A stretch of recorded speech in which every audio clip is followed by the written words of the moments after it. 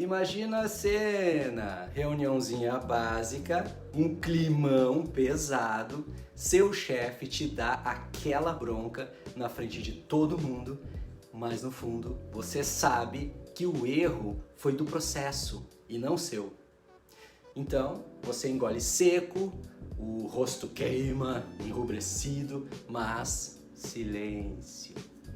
Quantas vezes você já saiu de uma sala pensando, eu deveria ter falado alguma coisa? Pois é, esse silêncio virou uma epidemia no mundo corporativo. Líderes, liderados, todo mundo foge de uma conversa difícil como o diabo da cruz. O medo é sempre o mesmo: arranjar briga, sofrer retaliação, estragar o tal do bom ambiente. Só que tem um porém: se essa fuga toda for exatamente o que está destruindo o ambiente, minando a sua carreira e sabotando o crescimento da equipe, o que rola? A verdade é que o maior risco não é a conversa que você tem, é aquela conversa que você engole.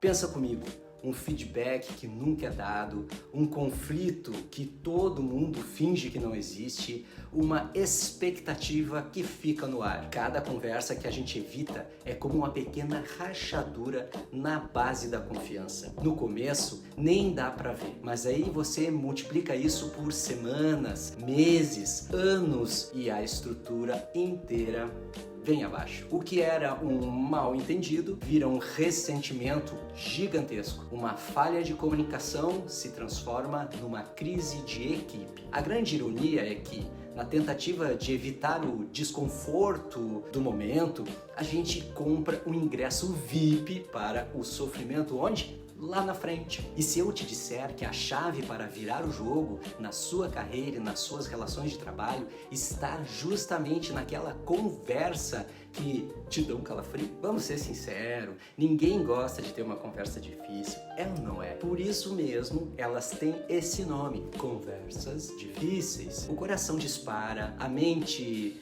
já começa a se preocupar e procurar mil desculpas para deixar o papo para depois. E no trabalho, isso fica ainda mais forte. Os temas são sempre delicados. Dar um feedback negativo, alinhar expectativas que saíram dos trilhos, resolver uma briga entre colegas, negociar algo tenso ou, pior de todos, demitir alguém. Para quem é liderado, o medo é claro: ser mal interpretado, parecer rebelde, queimar o próprio filme ou, no pior cenário, perder o emprego. O nosso instinto de sobrevivência dá aquele grito: fica aí quietinho, meu, não balança o barco pode virar. E pro líder, acha que é mais fácil? Que nada. Rola o medo de desmotivar a equipe, de criar um conflito que não vai saber como resolver, de ganhar fama de chefe carrasco. Muitos líderes acham que, ao evitar o confronto, estão mantendo a paz. É lógico que é uma paz de fachada, construída em cima do que não é dito. Então, a ausência de discussão ou atrito não é sinônimo de harmonia, de jeito nenhum. É só poeira sendo varrida para onde? Para baixo do tapete. Isso cria um ciclo vicioso. O líder não dá feedback com medo da reação e o liderado não fala das suas dificuldades com medo de retaliação. O resultado? O desempenho não melhora, a frustração só aumenta e a confiança vai pro ralo. A gente acha que está protegendo a relação ao evitar atrito, mas na verdade estamos condenando ela à mediocridade. Esta que é a pura verdade. É justamente nesse desconforto que a gente alinha o jogo, resolve os problemas de vez e cresce profissionalmente. Um seguidor aqui me perguntou outro dia: e aí, Mauro, onde é que entra a figura do mentor nesse contexto, né? E eu vou te contar. A gente precisa sim reverenciar a senioridade daquele profissional que já caminhou bem mais à sua frente. Ele é bem mais experiente e que já viu de perto o estrago que o silêncio tóxico faz. E o que ele sabe e que a gente ignora?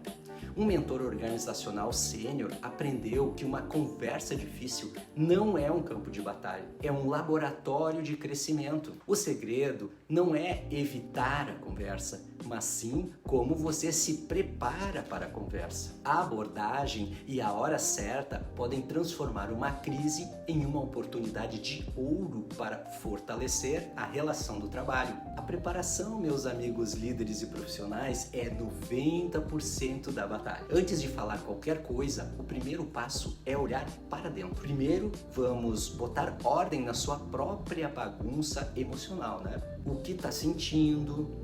Medo? Raiva? Frustração?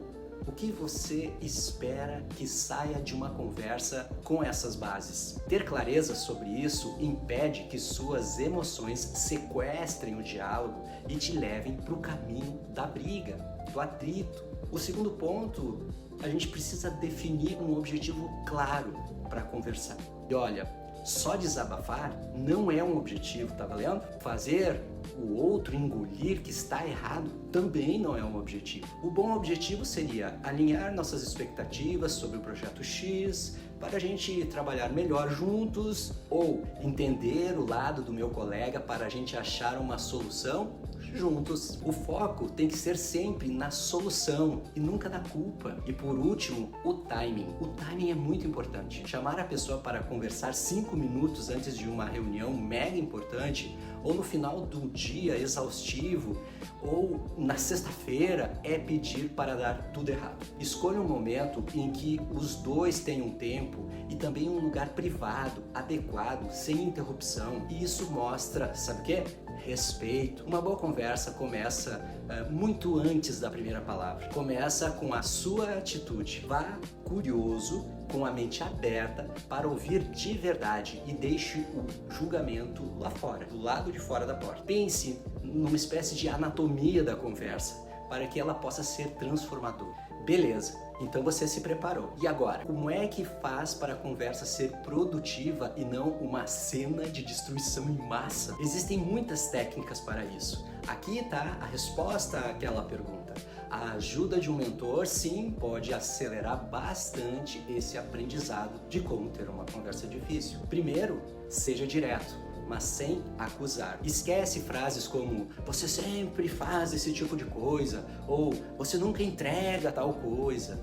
Isso é o gatilho perfeito para outra pessoa levantar o muro de resistência bem na tua cara. Uma técnica poderosa é a comunicação não violenta, a tal de CNV. A ideia é começar falando de você, a partir do seu ponto de vista e a partir de um fato.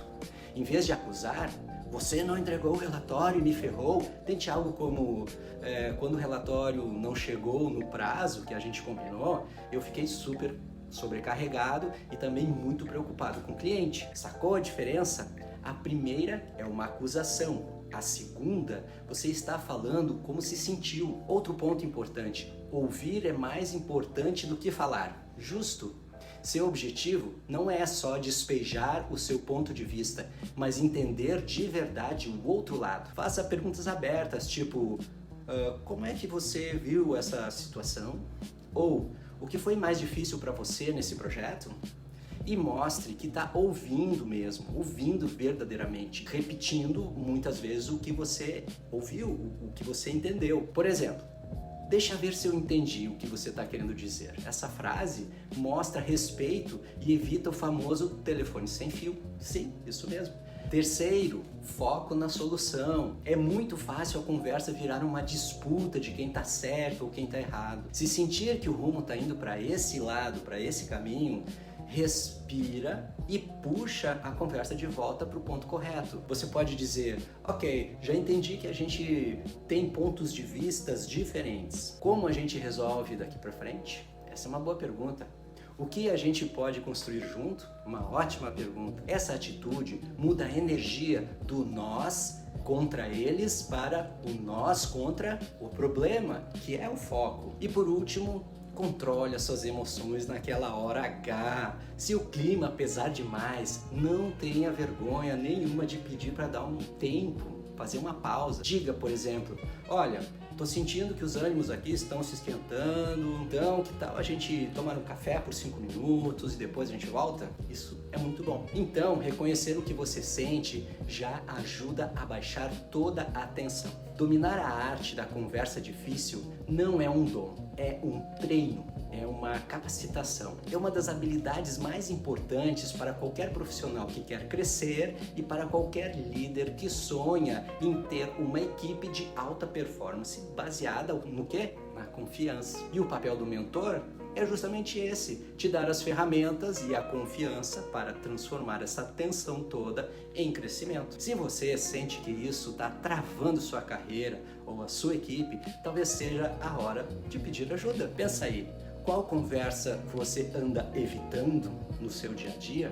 E qual seria o primeiro passo, mesmo que pequeno, para começar a se preparar para esse tipo de conversa? Conta aqui nos comentários, escreve aí, porque a sua história pode inspirar outras pessoas. E se você quer mais dicas sobre como desenvolver essa outra habilidade, já se inscreve no canal, ativa o sininho e compartilha. No fundo, a verdade oculta é que conversas difíceis são conversas de cuidado. É aí que você começa a se importar com as relações, com o projeto, com as outras pessoas, com um ponto de vista de encarar o desconforto e ter um diálogo honesto. Quando bem feitas, essas conversas não só resolvem problemas, mas criam laços de confiança, melhorando o ambiente e disparando a produtividade e o bem-estar no trabalho.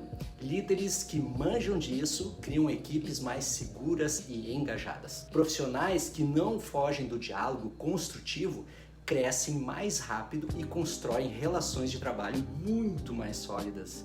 Então, da próxima vez que você sentir aquele frio na barriga, antes de uma conversa difícil, lembre-se, do outro lado do medo, não tem um bicho-papão. O que tem é crescimento, clareza e uma relação de trabalho muito mais forte e verdadeira. Coragem não é ter medo, é decidir que algo é mais importante do que o medo. E no trabalho, poucas coisas são mais importantes do que comunicação honesta e respeito. Te vejo no próximo vídeo. Até breve.